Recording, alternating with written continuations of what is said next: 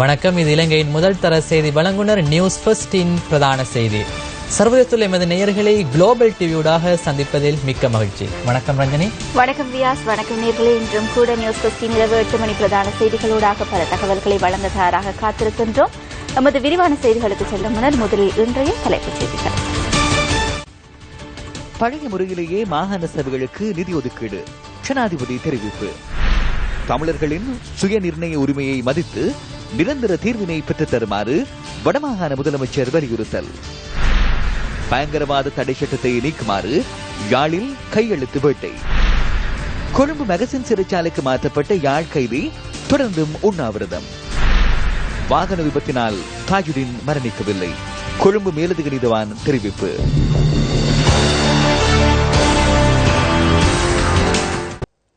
மாகாண சபைகளுக்கு வரவு செலவு திட்டம் மூலம் ஒதுக்கப்பட்ட நிதியை முன்னரை போன்று வழங்குவதற்கு ஜனாதிபதி மைத்ரிபால சிறிசேன இணக்கம் தெரிவித்துள்ளார். முதலமைச்சர்கள் இன்று ஜனாதிபதியை சந்தித்த போது இந்த இணக்கம் காணப்பட்டுள்ளது. 7 மாகாணங்களின் முதலமைச்சர்கள் இன்று பிற்பகல் மேல் மாகாண முதலமைச்சர் இஸ்ரு தேவப்பிரியவின் உத்தியோகபூர்வ இல்லத்தில் கலந்துரையாடலில் ஈடுபட்டனர். வடமாகாண முதலமைச்சர் சி வி விக்னேஸ்வரன் மற்றும் ஊவா மாகாண முதலமைச்சர் சாமர சம்பத் ஆகியோர் இதில் கலந்து கொண்டிருக்கவில்லை. தமது மாகாண மக்களின் உரிமைகளை பெற்றுக் கொடுப்பதற்காக அனைத்து மாகாணங்களினதும் முதலமைச்சர்கள் ஒன்றிணைந்துள்ளனர். முன்னரை போன்று அந்த நிதியை மாகாண சபைகளுக்கு வழங்க வேண்டும். 9 முதலமைச்சர்களும் ஒரே நிலைப்பாட்டில் உள்ளனர். இறுதியில் நமக்கு தேவைப்படின் நீதிமன்றத்தினால் கூட தீர்த்துக் கொள்ள முடியும். ஜனாதிபதி நமக்கு ஆலோசனை வழங்கியுள்ளார். அதனை நிறைவேற்றித் தருவதாக ஜனாதிபதி வழங்கிய இணக்கப்பாட்டிற்கு அமையவே இந்த சந்திப்பு இடம்பெற உள்ளது. நிதி ஒதுக்கீடு தொடர்பில் ஜனாதிபதியுடன் கலந்துரையாடியுள்ளோம். அதன்படி நாம் இன்று அனைத்து முதலமைச்சர்களும் ஜனாதிபதி செயலகத்தில் ஜனாதிபதியை சந்தித்து கலந்துரையாடியுள்ளோம். மேல் மாகாண சபை முதலமைச்சரின் இல்லத்தில் நடைபெற்ற கலந்துரையாடலின் பின்னர் முதலமைச்சர்கள் ஜனாதிபதியை சந்திப்பதற்காக புறப்பட்டு சென்றனர். இறுதி கலந்துரையாடல் ஜனாதிபதி செயலகத்தில் நடைபெற்றது. அதன்போது முன்னரை போன்று மாகாண சபைகளுக்கான நிதியை நிதியமைச்சனூடாக வழங்குவதற்கு ஜனாதிபதி தீர்மானித்தார். மாகாண சபைகளுக்காக நிதியை அமைச்சின் கீழ் ஒதுக்குவதற்கு கலந்துரையாடலின் போது இணக்கப்பாடு எட்டப்பட்டது. நடைமுறை சாத்தியமான தீர்வொன்றை வழங்குவதாக ஜனாதிபதி கூறினார். அந்த தீர்வினூடாக நாம் பயணிக்கிறோம். வடமாகாண சபை 40வது அமர்வு கைதடியில் உள்ள மாகாண சபை கட்டடத்தில் அவைத் தலைவர் CVK சிவஞானம் தலைமையில் இன்று நடைபெற்றது. உலக மனித உரிமைகள் தினத்தினை முன்னிட்டு முதலமைச்சர் சி வி விக்னேஸ்வரன் இன்றைய அமர்வில் விசேட உரை நிகழ்த்தினார். மாற்ற முடியாத உரித்துக்கள் ஆகிய சுதந்திரத்துக்கான உரித்து நூற்றுக்கணக்கிலான தமிழ் இளைஞர் யுவதிகளுக்கு இன்றும் மறுக்கப்பட்டு அவர்கள் விளக்கமற்ற விளக்கமறியல்களிலும் விளப்பமற்ற விளக்கங்களிலும் சிறைப்படுத்தப்பட்டுள்ளார்கள். தொடர்ந்து அவர்களை சிறைப்படுத்தி வைத்தல் இலங்கை அரசாங்கம் சுதந்திரத்துக்கான மனித உரிமையை மீறும் செயலாகும். ஆகவே தாமதமின்றி தமிழ் அரசியல் கைதிகளை உடனே விடுவிப்பது அரசாங்கத்தின் தலையாய கடனாகும். அவ்வாறு விடுவித்தால்தான் எமது நாட்டில் எமது ஆட்சியாளர்களிடையே மனித உரிமையை பேணி பாதுகாக்கும் நோக்கம் உண்டென்று உணரக்கூடியதாக இருக்கும். மேன்மேதகு ஜனாதிபதி அவர்கள் நாட்டின் நட்பெயர் கருதி நமது இளைஞர் யுவதிகளை பொது மன்னிப்பில் விரைவில் விடுவிப்பார் என எதிர்பார்க்கிறேன். நமது வடமாகாண சபையின் இவருட பிப்ரவரி மாத தீர்மானமானது தொடர்ந்து நடைபெற்று வரும் தமிழ் மக்களின் படுகொலைகள் இனப்படுகொலையே என்று அடையாளம் காட்டியது. அந்த இனப்படுகொலைகளின் சூத்திரதாரிகளை அடையாளம் கண்டு அவர்கள் மீது விளக்கம் நடாத்துவது இலங்கை அரசாங்கத்தின் கடப்பாடு என்பதை நான் சொல்லி நீங்கள் தெரிந்து கொள்ள வேண்டியதில்லை. ஆனால் அரசு தலைவர்களின் அண்மைய கால அறிக்கைகள் முரண்பட்ட விதத்தில் அரங்கேறி வருகின்றன. இலங்கை பற்றிய ஐக்கிய நாடுகள் மனித உரிமைகள் உயர்ஸ்தானிகர் அறிக்கையின் அடிப்படையை அடியோடு மறுப்பனவாகவே அவை அமைந்துள்ளன. இன்று எமது மாகாண மக்களின் பெருவாரியான காணிகள் ராணுவத்தினர் கைவசம் உள்ளது. இவ்வாறு மக்களின் காணிகளை ராணுவம் கையேற்று வைத்திருப்பது சர்வதேச மனித உரிமைகள் சட்டத்திற்கு முரணானது. எமது நாடு மனித உரிமைகளை பேணி பாதுகாத்து வர அவா கொண்டுள்ளது என்பது உண்மையெனில் ராணுவத்தினரை வெளியேற்றி அவர்கள் கையேற்ற காணிகளை அவற்றின் சொந்தக்காரர்களுக்கு கையளிப்பதே பொறுப்பான செயற்பாடாகும். தொடர்ந்து வந்த இலங்கை அரசாங்கங்கள் மனித உரிமைகளை பேணாது தொடர்கதையாக மனித உரிமை மீறல்களில் ஈடுபட்டு வந்துள்ளன. இவரிடம் ஜனவரி 8க்கு பின்னர் கூட வெள்ளை வேன் கடத்தல்கள் நடைபெற்றுள்ளன. மனித உரிமைகளை பேணுபவர்கள் நாம் என்று இலங்கை அரசாங்கத்தினர் மார்த்தட்டி கூறுவதாக இருந்தால் தமிழ் மக்களின் அவலங்களை நீக்கும் விதத்தில் அவர்களின் சுயநிர்ணய உரிமையை மதித்து அவ்வுரிமையின் அடிப்படையில் ஒரு நிரந்தரமான தீர்வை பெற்றுக் கொடுக்க முன்வர வேண்டும். அப்பொழுதுதான் உலக மனித உரிமைகள் தினம் இலங்கைக்கு பொருந்தும் ஒரு தினமாக ஏற்றுக்கொள்ளப்படலாம். would truly be applicable to this country. Thank you. இதேவேளை மனித உரிமைகளை வலியுறுத்தி வடமாகாண சபையில் கவனஈர்ப்பு போராட்டம் ஒன்றும் முன்னெடுக்கப்பட்டது.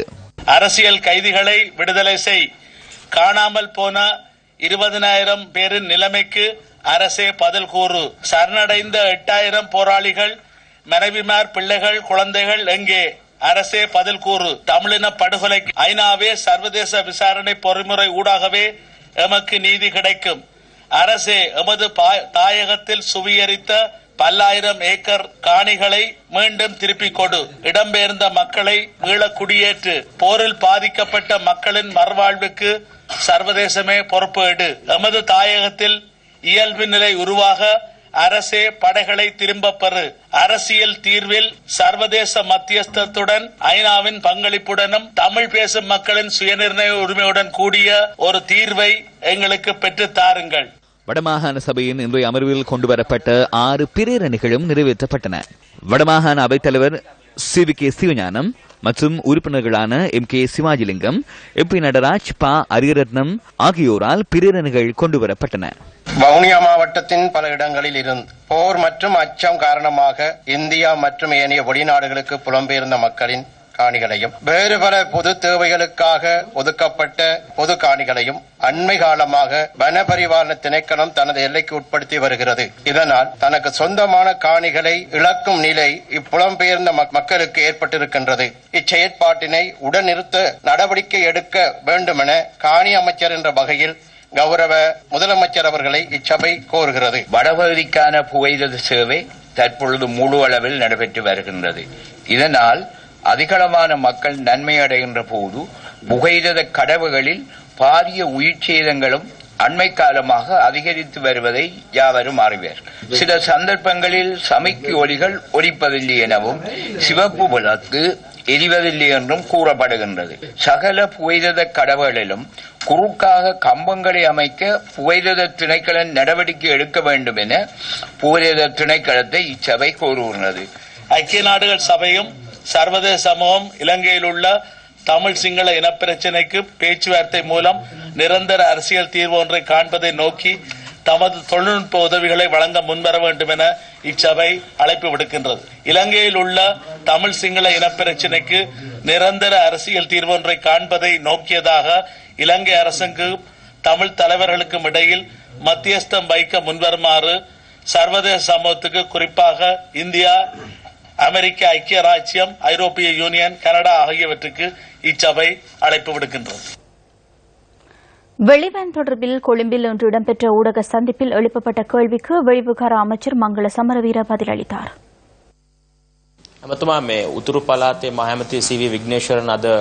ஜனவரி 8ஆம் திகதியின் பின்னரும் வெள்ளை வேனில் கடத்தல்கள் இடம்பெற்றதாகவும் ராணுவத்தினால் தமிழ் மக்களின் மனித உரிமைகள் மீறப்பட்டதாகவும் வடமாகாண முதலமைச்சர் CV விக்னேஸ்வரன் இன்று கூறியிருந்தார். வடமாகாண முதலமைச்சர் எனது சிறந்த நண்பர். ஜனவரி 8ஆம் தேதியின் பின்னரும் வெள்ளை வேன் கடத்தல்கள் இடம்பெற்றிருந்தால் அது தொடர்பான தகவல்களை தாருங்கள் என நான் அவரிடம் கேட்கிறேன். அவர்களின் பெயர்களை கூறுங்கள். கடந்த அரசாங்கத்தை போன்று நாம் யாருக்காகவும் முன்னிற்கப் போவதில்லை. தவறிழைத்தால் அவர்களுக்கு எதிராக நாங்கள் செயற்பட தயாராக உள்ளோம். செய்திகள் தொடர்கின்றன. யாழ் சிறைச்சாலையில் உண்ணாவிரதத்தில் ஈடுபட்ட நிலையில் கொழும்பு மேகசின் சிறைச்சாலைக்கு நேற்று மாற்றப்பட்ட கைதி தொடர்ந்தும் உண்ணாவிரதத்தில் ஈடுபடுவதாக சிறைச்சாலைகள் ஆணையாளர் HMNC தனசிங்க தெரிவித்தார். அத்துடன் யாழ் சிறைச்சாலையில் உண்ணாவிரதமிருந்த கைதி தொடர்பிலான நீதிமன்ற விசாரணைகளுக்கு ஆஜராகுமாறு குற்றப்புலனாய்வு பிரிவுக்கு கடிதம் அனுப்பப்பட்டுள்ளது. கைதியை நீதிமன்றத்தில் ஆஜர்படுத்தும் போது அவர் தொடர்பில் குற்றப்புலனாய்வு பிரிவினர் விசாரணைகளுக்கு சமூகம் அளிக்கவில்லை என சிறைச்சாலைகள் ஆணையாளர் நாயகம் தெரிவித்தார். இதன் காரணமாக குறித்த கைதி கடந்த 2 நாட்களாக யாழ் சிறைச்சாலையில் உண்ணாவிரதத்தில் ஈடுபட்டிருந்தார். இந்த விடயம் தொடர்பில் குற்றப்புலனாய்வு பிரிவினருக்கு அனுப்பி வைக்கப்பட்டுள்ள கடிதம் தொடர்பில் சட்டம் ஒழுங்கு அமைச்சுக்கு அறிவிக்கப்பட்டுள்ளது. யாழ் சிறைச்சாலையில் உண்ணாவிரதத்தில் ஈடுபட்ட குறித்த கைதி கொழும்பு மேகசின் சிறைச்சாலைக்கு நேற்றிரவு மாற்றப்பட்டார். பயங்கரவாத தடை சட்டத்தின் கீழ் கைது செய்யப்பட்டு விளக்கமறியலில் வைக்கப்பட்டுள்ள கைதி ஒருவரே கடந்த 2 நாட்களாக உண்ணாவிரதத்தில் ஈடுபடுவதாக சிறைச்சாலைகள் ஆணையாளர் நாயகம் தெரிவித்தார். அச்சுவேலி பகுதியைச் சேர்ந்த குறித்த கைதி கடந்த 2009ஆம் ஆண்டு பயங்கரவாத தடை சட்டத்தின் கீழ் குற்றத்தடுப்பு பிரிவினரால் கைது செய்யப்பட்டுள்ளார். எனினும் குறித்த நபர் கைது செய்யப்பட்டமைக்கான காரணம் குற்றப்புலனாய்வு பிரிவினரால் நீதிமன்றத்திற்கு சமர்ப்பிக்கப்படாமையினால் தொடர்ந்தும் வழக்கு தவணையிடப்படுவதாக குறிப்பிடப்பட்டுள்ளது. பயங்கரவாத தடை சட்டத்தை நீக்குமாறு வலியுறுத்தும் கையெழுத்து போராட்டம் ஒன்று யாழ்ப்பாணத்தில் இன்று முன்னெடுக்கப்பட்டது. சர்வதேச மனித உரிமைகள் தினத்தை முன்னிட்டு இந்த போராட்டம் ஏற்பாடு செய்யப்பட்டிருந்தது. யாழ் மாவட்ட சர்வமத குழுவினால் ஏற்பாடு செய்யப்பட்ட இந்த கையெழுத்து போராட்டம் நல்லூரில் உள்ள நெல்லை ஆதீனத்தில் இன்று காலை ஆரம்பமானது. பயங்கரவாத தடை சட்டத்தை நீக்குமாறு இலங்கை அரசாங்கத்திற்கும் ஐக்கிய நாடுகள் சபைக்கும் அழுத்தம் கொடுக்கும் வகையில் இந்த நடவடிக்கை முன்னெடுக்கப்பட்டது. 1948 நாங்கள் பலமுறை தோற்றவளாயிருக்கிறோம். இந்த கடைசி முறை கடைசி சந்தர்ப்பத்திலாவது நாங்கள் அதை விட்டுவிடாமல் மீண்டுமாக எங்களுடைய இனங்களுக்கிடையிலே மதங்களுக்கிடையிலே சகவாழ்வை ஏற்படுத்துவதற்கான செயல் திட்டங்களை எங்களுடைய தற்கால அரசு முன்னெடுக்க வேண்டும். இந்த கையெழுத்து மக்களிடத்தில் கையெழுத்தை பெற்று அரசாங்கத்துக்கும் அந்த ஐக்கிய நாடுகளுக்கும் கொடுப்பதற்காக இந்த வேலை திட்டத்தை நாங்கள் செய்து வருகிறோம். யாழ் KKS வீதியில் உள்ள பள்ளிவாசல், யாழ் புனித யாகப்பர் தேவாலயம் ஒன்றிலும் இந்த கையெழுத்து போராட்டம் முன்னெடுக்கப்பட்டது. மனித உரிமைகள் தினத்தை முன்னிட்டு மனித உரிமைகள் தொடர்பில் மக்கள் மத்தியில் விழிப்புணர்வை ஏற்படுத்தும் வகையில் பல்வேறு நடவடிக்கைகள் இன்று முன்னெடுக்கப்பட்டன. அந்த வகையில் மனித உரிமைகளுக்கு மதிப்பளிக்குமாறு அரசாங்கத்தை வலியுறுத்தும் ஆர்ப்பாட்ட பேரணியொன்று வவுனியாவில் ஏற்பாடு செய்யப்பட்டிருந்தது. காணாமல் போனோரை கண்டறியும் குழுவினால் இந்த ஆர்ப்பாட்ட பேரணி ஏற்பாடு செய்யப்பட்டிருந்தது. இந்த பேரணியில் கலந்து கொண்டவர்கள் தமிழ் மக்களின் இனப்பிரச்சினைக்கு சர்வஜன வாக்கெடுப்பு நடத்தப்பட வேண்டும், காணாமல் போனோர் தொடர்பில் உரிய தீர்வு, தமிழ் கைதிகள் விடுதலை, காணிகளை விடுவித்தல் உள்ளிட்ட பல்வேறு விடயங்களை வலியுறுத்தி கோஷம் எழுப்பினர். காணாமல் போறவருக்கு சரியான தீர்வு வேண்டும், தடுப்பில் உள்ளோருக்கும் சரியான தீர்வு வேண்டும். இதை கொண்டு வந்தால்தான் இந்த அரசின் மீது நல்லெண்ண அரசாக பார்க்கலாம். இந்த அரசு ஒரு ஐக்கியத்தை கொண்டு வரும் என்று பார்க்கலாம். இதை கொண்டு வராத எந்த அரசிலும் தமிழ் மக்கள் ஒரு சரியான பார்வையை பார்க்க மாட்டார்கள். நல்லாட்சியை நடத்துவோம், தேசிய இனங்களை சமத்துவமாக நடத்துவோம், இந்த நாட்டில் பிரச்சனையை தீர்ப்போம் என்ற வாக்குறுதிகளை கொடுத்துத்தான் இந்த அரசாங்கம் பதவிக்கு வந்தது. இந்த அரசாங்கத்தினால் எங்களுடைய இளைஞர்களும் வயதானவர்களும் சிறையிலே வாடிக்கொண்டிருக்கிறார்கள். கொடுத்த வாக்குறுதியை காப்பாற்ற முடியாத இந்த அரசாங்கம் அரசியல் கைதிகளை விடுவிப்பதற்கு மேலும் மேலும் நிபந்தனைகளை விதிப்பதுடன் இழுத்தடித்து வருகின்ற இந்த சூழலிலேதான் நல்லாட்சி அரசாங்கம் என்று சொல்லக்கூடிய மைத்திரி ரணில் அரசாங்கம் அந்த அரசியல் கைதிகளை விடுதலை செய்வதிலே இன்னும் தாமதமாகத்தான் இருக்கிறார்கள்.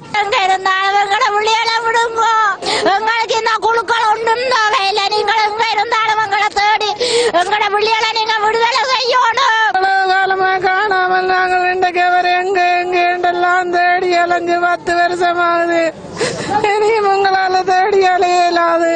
இந்த ஆர்ப்பாட்ட பேரணியில் நவசமாஜ கட்சி, அரசியல் கைதிகளின் விடுதலைக்கான அமைப்பு, புதிய மார்க்சிஸ்ட் லெனின் கட்சி, தமிழ் தேசிய கூட்டமைப்பு, தமிழ் தேசிய மக்கள் முன்னணி ஆகியவற்றின் உறுப்பினர்கள் பங்கேற்றிருந்தனர். வவுனியா பஸ் நிலையம் முன்பாக ஆரம்பிக்கப்பட்ட இந்த ஆர்ப்பாட்ட பேரணி வைரவ புளியங்குளம் வரை சென்றது. பேரணியை தொடர்ந்து மனித உரிமைகளை வலியுறுத்தும் மாநாடொன்றும் நடைபெற்றது. இந்த சிறையில் இருக்கக்கூடிய 275 அரசியல் கைதிகள், 12,000 விடுதலை புலி உறுப்பினர்கள் விடுவிக்கப்பட்டதாக சொல்லப்படுகின்றது. அந்த விவரம் இதுவரை நீங்கள் 6வது பார்த்தீர்களோ எனக்கு தெரியாது. அது 12,000-ஆ 10,000-ஆ 9,000-ஆ யாருக்கு தெரியும்? ஆனால் அரசாங்கம் சொல்கிறது 12,000 பேரை நாங்கள் விடுவித்திருக்கிறோம். இயல்பானால் அந்த 12,000 பேர் பட்டியலையும் அரசாங்கம் வெளியிட வேண்டும். நிச்சயமாக அரசாங்கத்தால் வெளியிட முடியுமா என்பது ஒரு கேள்வி. 12,000 பேரில் கருணாவும் அடங்குவார், கேபியும் அடங்குவார், பிள்ளையாரும் அடங்குவார் என்றால் அதற்குள் இருக்கக்கூடிய இந்த 275 பேர் அதிலும் கூட மோசமான குற்றவாளிகள் யார் இருக்கிறார்கள்? ஆகவே நிச்சயமாக அந்த 250 பேரையும் விடுவிக்க முடியும். அது பெரிய விடயம் அல்ல. போரினால் பாதிக்கப்பட்ட மக்கள் அமைப்பும் மன்னார் மாவட்டத்தில் கவனஈர்ப்பு போராட்டம் ஒன்றை இன்று ஏற்பாடு செய்திருந்தது. காணாமல் போனோருக்கான உரிய தீர்வு, தமிழ் கைதிகளின் விடுதலை, பெண்கள் மற்றும் சிறுவர்களுக்கு எதிரான உரிமை மீறல்கள், வடமாகாண மீனவர் பிரச்சினை உள்ளிட்ட காரணங்களை முன்வைத்து இந்த கவனஈர்ப்பு போராட்டம் முன்னெடுக்கப்பட்டது. இந்த பிரச்சினைகளுக்கான நிரந்தர தீர்வை விரைவில் அரசாங்கம் பெற்றுக் கொடுத்து மக்களின் வாழ்வை இயல்பு நிலைக்கு மாற்ற வேண்டும் என இதன் போது வலியுறுத்தப்பட்டது. மனித உரிமைகள் தொடர்பில் மக்கள் மத்தியில் விழிப்புணர்வை ஏற்படுத்தும் கவனஈர்ப்பு போராட்டம் ஒன்று யாழ்ப்பாணத்தில் இன்று முன்னெடுக்கப்பட்டது. மனித உரிமைகள் தினத்தை முன்னிட்டு யாழ் மாவட்ட சர்வமத பேரவையினால் ஏற்பாடு செய்யப்பட்ட இந்த போராட்டம் யாழ் மத்திய பஸ் தரிப்பிடத்திற்கு முன்பாக இடம்பெற்றது. இந்த மனித உரிமைகள் என்று சொல்லப்படுகின்ற அடிப்படை உரிமைகள் எப்பவுமே ஒரு மீறலாக இருக்கக்கூடாது. அது எந்த நாட்டிற்கும் சரி. அதே போல எமது நாட்டிலும் அந்த மனித உரிமைகள் மதிக்கப்பட வேண்டும், பாதுகாக்கப்பட வேண்டும். சிறையிலும் சரி, எந்த இடத்திலும் சரி மனிதர்கள் மனித தன்மையாக நடந்து கொள்ள வேண்டும், நடத்தப்பட வேண்டும். எவரும் அடிமையாக இருக்கக்கூடாது. மனித உரிமைகள் என்ன என்று நாம் அறிந்து கொள்ள வேண்டும். அதற்கு பின்னர் தான் எங்களுடைய உரிமை மீறப்பட்டுள்ளதா மீறப்படுகிறதா என்பதை நாங்கள் அறிய முடியும். எனவே மனித உரிமைகள் என்று குரல் கொடுக்கிற நாங்கள் அனைவரும் எங்களுக்கு இருக்கின்ற மனித உரிமைகள் என்ன என்பதை அறிந்து கொள்ள வேண்டும். அது மாத்திரமல்லாமல் நாங்கள் ஒவ்வொருவரையும் மதிக்க கற்றுக்கொண்டு அவர்களுடைய உரிமைகளை நாங்கள் மதிக்க கற்றுக்கொண்டால் எங்களுடைய உரிமைகள் எங்களுக்கு தானமாக கிடைக்கும். அடிப்படை மனித உரிமைகள் தொடர்பில் விழிப்புணர்வை ஏற்படுத்தும் வகையில் இதன் பொது துண்டு பிரசுரங்களும் விநியோகிக்கப்பட்டன. இதேவேளை சர்வதேச மனித உரிமைகள் தினத்தை முன்னிட்டு கிளிநொச்சி கரைச்சி பிரதேச சபை மண்டபத்திலும் நிகழ்வு ஒன்று ஏற்பாடு செய்யப்பட்டிருந்தது. மனித உரிமைகளுக்காக போராடி கொண்டிருக்கிற இனம் நாங்கள் இன்றைக்கு அந்த மனித உரிமைகள் எல்லாத்தையும் மதிக்கிற ஒரு நிறுவனமயப்படுத்தப்பட்ட அமைப்பில் இருக்கிறோமோ என்றது கொஞ்சம் கேள்விக்குறியா இருக்கிறது. எங்களுக்கு ஒத்து வராத கவர்னரை வேண்டாம் என்றும் நாங்க மாத்திட்டோம். எங்களுக்கு வேண்டாத சீஃப் செக்ரட்டரிய மாத்திட்டோம். இப்ப எங்களுக்கு வேண்டிய ஆக்களை நாங்க வச்சிருக்கிறோம். நர்சரியில படிப்பிக்கிற ஒரு டீச்சருக்கு நாங்கள் நினைக்கையில ஒரு 5000 ரூபாய் சம்பளம் கொடுப்போமோ தெரியல. 20 வருஷமா நாங்கள் மலைக்கழிவு இருக்குது, நைட்ரேட் இருக்குன்னு சொல்லி கொண்டிருக்கிற சாமான திருப்பி சொல்றதுக்கு 1.5 வருஷமா ஒரு நிறுவர் குழுவை நாங்கள் அமைச்சு அதுக்கு ஒரு பெரிய விழா எடுத்து இப்படி ஒரு மேடையில இந்த ரிப்போர்ட்டை நாங்க வாங்க வேணுமோ? மக்களுக்கான அழிவுகள் நடந்து கொண்டிருந்த பொழுது அனைத்தையும் கண்மூடி மௌனிகளாக இருந்தவர்கள் இந்த சர்வதேசத்தினர்.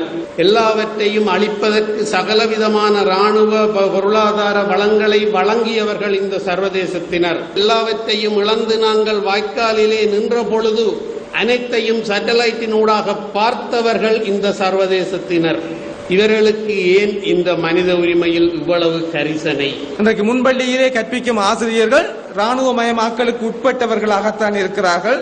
பாதுகாப்பு அமைச்சினாலே அவர்களுக்கு சம்பளம் கொடுக்கப்படுகிறது. சிவில் செக்யூரிட்டி டிபார்ட்மெண்ட்டுக்கு கீழே அவர்கள் வேலை செய்கிறார்கள். சிறுவர்களுக்கு கற்பிப்பது ராணுவத்துடைய வேலை அல்ல. அதை அனுமதிப்பது எப்படி பொருத்தமாகும்?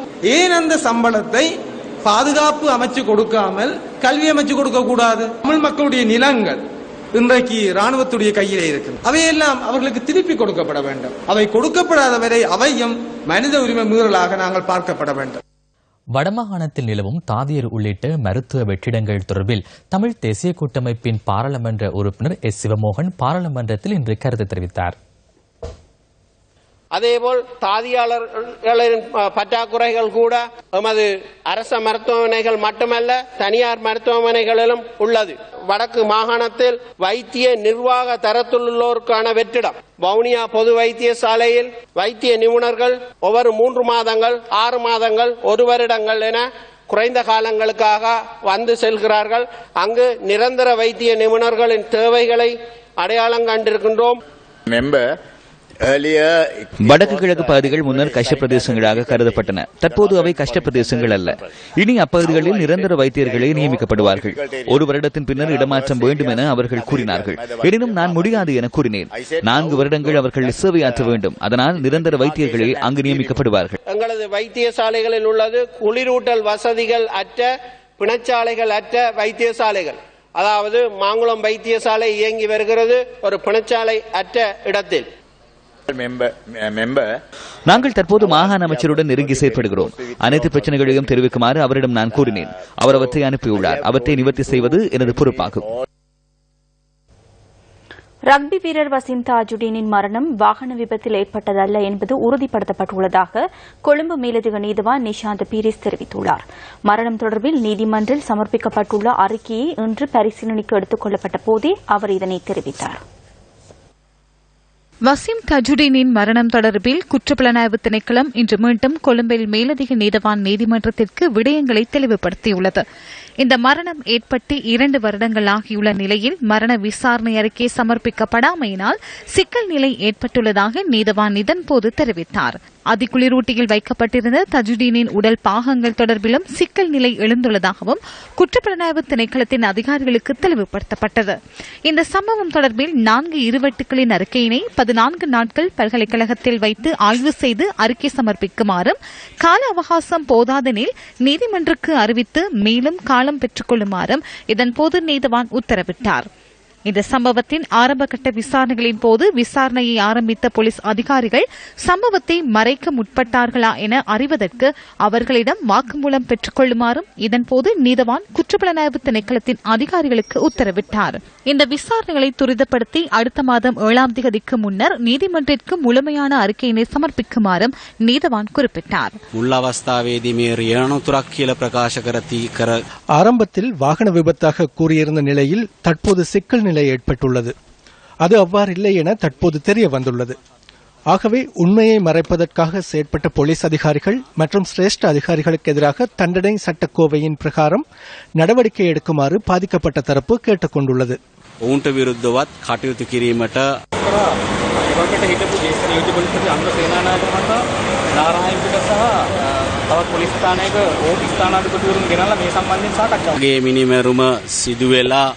சம்பவம் இடம்பெற்று ஓரிரு நாட்களுக்குள் எனக்கு தகவல் கிடைக்கப்பெற்றது. உயிரிழந்தவரின் தந்தையை நாராயண்பிட்டிய மற்றும் கிர்லப்பன போலீஸ் நிலைய பொறுப்பதிகாரிகள் போலீஸ் தலைமையகத்திற்கு அழைத்து அனுர சேனநாயக்கவின் அலுவலகத்திற்கு வெளியே அமர்த்தி அவர்கள் கூட்டம் ஒன்றை நடத்திய பின்னர் அது வாகன விபத்து, இனி செய்வதற்கொன்றுமில்லை என கூறியுள்ளனர். இதுகுறித்து எனக்கு அறிவித்தார்கள். இதனை நீதிமன்றத்திற்கு இன்று அறிவித்தேன். இதேவேளை வருடாந்த இடமாற்றத்தின் கீழ் இடமாற்றம் பெற்ற 117 நீதவான்களுள் இந்த வழக்கினை விசாரணை செய்த கொழும்பு மேலதிக நீதவான் நிஷாந்த் பீரிஸ் உள்ளடங்குகின்றார். ஜனவரி மாதத்திலிருந்து நடைமுறைக்கு வரும் வகையில் அவரை மாத்தறை மாவட்ட நீதவானாக இடமாற்றம் செய்துள்ளதாக நீதிமன்ற சேவைகள் ஆணைக்குழு தெரிவித்துள்ளது. இன்று இடம்பெற்ற அமைச்சரவை தீர்மானங்களை அறிவிக்கும் ஊடக சந்திப்பில் இதுகுறித்து வினவப்பட்டது.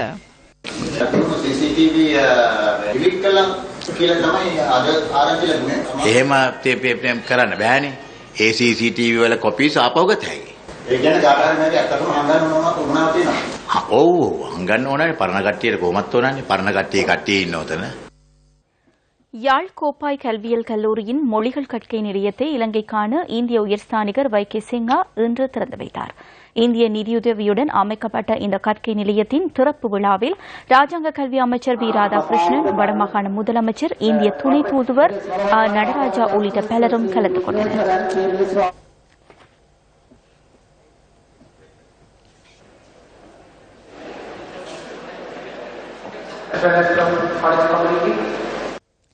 இலங்கையின் முதல் தர ஆங்கில வானொலி சேவையான SFM இன்று 22வது பிறந்த நாளை கொண்டாடுகின்றது. கொழும்பு எச்சலோன் சுற்றுவட்டத்தில் கிறிஸ்துமஸ் அட் தி ஸ்கொயர் என முன்னெடுக்கப்படும் திட்டத்துடன் SFM இன்று பிறந்த நாளை கொண்டாடியது.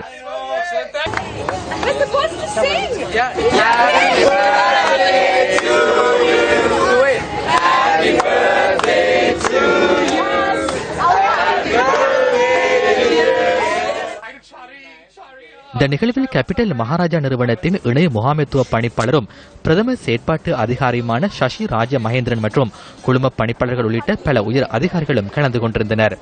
SFM வானொலியின் பிறந்த தினத்தை முன்னிட்டு பல விரிவாக்கல் திட்டங்களும் இதன்போது முன்னெடுக்கப்பட்டன. மன்னார் பேசாலை சிவசுப்பிரமணிய ஆலயத்தின் பூட்டு உடைக்கப்பட்டு இன்று காலை பணம் உள்ளிட்ட பொருட்கள் திருடப்பட்டுள்ளன. பூஜை செய்வதற்காக ஆலய குருக்கள் சென்றபோது ஆலயத்தின் கதவு திறந்த நிலையில் காணப்பட்டதாக எமது பிராந்திய செய்தியாளர் தெரிவிக்கின்றார். ஆலயத்தின் கதவு உடைக்கப்பட்டிருந்ததுடன் ஆலயத்தில் இருந்த அலுமாரியும் உடைக்கப்பட்டிருந்ததாக முறைப்பாடு செய்யப்பட்டுள்ளதாக தலைமன்னார் போலீசார் குறிப்பிட்டனர். நியூஸ் ஃபர்ஸ்டின் அடுத்த பிரதான செய்தி 10:45 எதிர்பாருங்கள். வணக்கம்.